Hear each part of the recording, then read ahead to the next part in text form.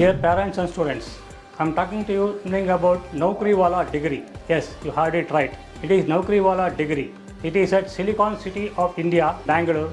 Koramangala is the place where you'll see 50 to 70% of the startups are coming up in the Silicon City Valley of Bangalore. It's a BCA 3 years unique degrees offered by Srinivas University. You can ask me what is the uniqueness of this. It is designed by industry experts and it is being taught by industry people who comes into classroom and teach you. It is 80% of the syllabus are practically oriented. So it means to say that you work on the system on a laptop from the day one you get into the system. With this uniqueness, you will be assured of 100% placement in the program what you are going to do it now. And the second thing is, you need not have to believe me 100%. You can Google it and check on jobs available for cloud computing and jobs available for cybersecurity. So which will tell you what is the status of jobs today in the market.